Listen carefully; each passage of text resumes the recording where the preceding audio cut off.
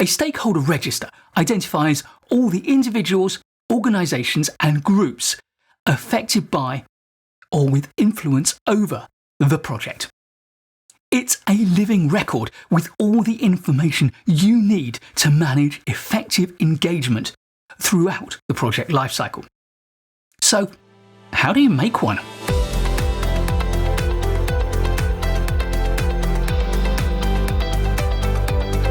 There are still plenty of project management professionals and certainly a lot of managers managing projects who do not have access to any kind of sophisticated project management tools.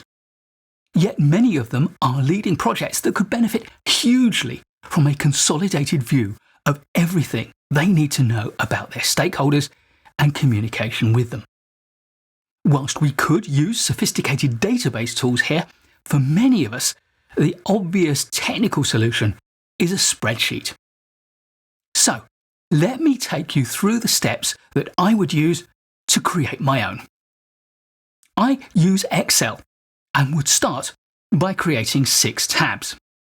There are 4 primary sections. 1. Identification, the basic details to identify and contact the stakeholder. Number 2. Analysis, evaluation of the stakeholder's power, interest and impact. Number 3. Engagement plan, the strategy for how to engage and move stakeholders to a desired state. And number 4. Monitoring, tracking actual engagement activities and feedback. In addition, I have 2 supporting tabs. One contains guidance for the user, and another at the end contains references. Many of the tables create drop-down menus. The References tab contains the lists, which you can edit, that will create the drop-down menus that you use in the main tabs. Tab number 1, the Stakeholder Identification tab. I made the decision to split my register into 2 parts, the first part being for individual stakeholders and the other for groups and organisations. You may or may not choose to do it this way. You might prefer simply to use one table and to have an indicator for whether the stakeholder is an individual or some form of group. As you can see, these tables contain all the information you might want to know about who a stakeholder is. There may, of course, be other information that you want to add, and other information that I collect which you won't need. The Category column is the first of a number of columns in the register where I have created a drop-down list of choices to constrain the user. The list of choices is contained in a table in the References tab, and the user can edit that table to create the choices they need for their project. I'll demonstrate how to add a list to a drop-down in Excel.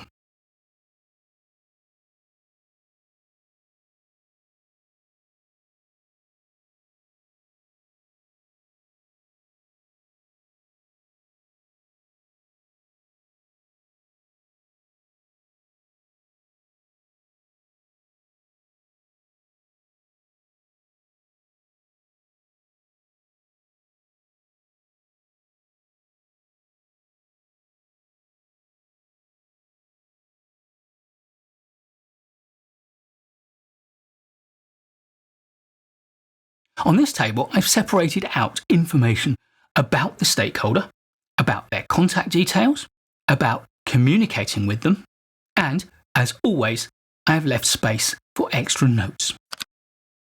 This tab contains the master list of stakeholders and IDs, which are read by the other spreadsheets in the document. Number 2, the Stakeholder Analysis tab. This spreadsheet contains your analysis of different aspects of each stakeholder. First, we assess influence, impact, interest and power, and from this we can derive a priority for each stakeholder. My preference is to use very simple high, medium and low scoring for these, but you may prefer something different, more sophisticated. Then the spreadsheet records narrative assessments of attitudes or support, stakeholders' requirements, their concerns, their expectations, and their needs. Finally, I set out a recommended strategy. This will be one of 5 options on my registers. Monitor and outvote, inform and coach, enroll and employ, woo and win, or observe and characterize. The last one is used when we don't have enough information yet to derive a final strategy. Number 3, the Stakeholder Engagement tab. This starts with strategic intent. Then we have the logistics, things like the depth of engagement, communication method, and frequency, and of course, start and end dates. Then there's tactical information, key messages, responsible owner and resources, and success measures. Finally, there's a simple section on status, not started, delayed, in progress, or completed, along with the next planned engagement date. Number 4, the Stakeholder Engagement Monitoring tab. This is where we record the results of the engagement, follow-up actions, next actions, and our measures of how well the stakeholder engagement is going. This is an easy spreadsheet to build.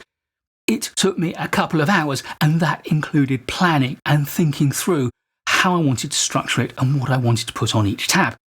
It will be even quicker for you because you can start with my thinking and then simply adapt it to your own needs, preferences, and organisational culture and standards.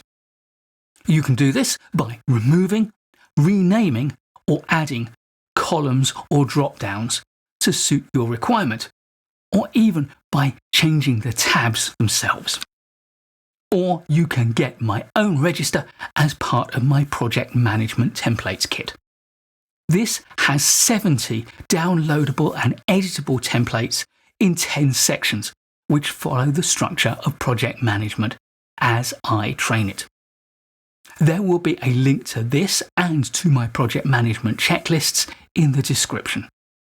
And for the very best value, get both my checklists and templates kit together with over 30% discount on the bundle. Whether you build your own or adapt mine, a project stakeholder register is an invaluable tool for the most important task for any project manager: engaging with your stakeholders and bringing them along with you.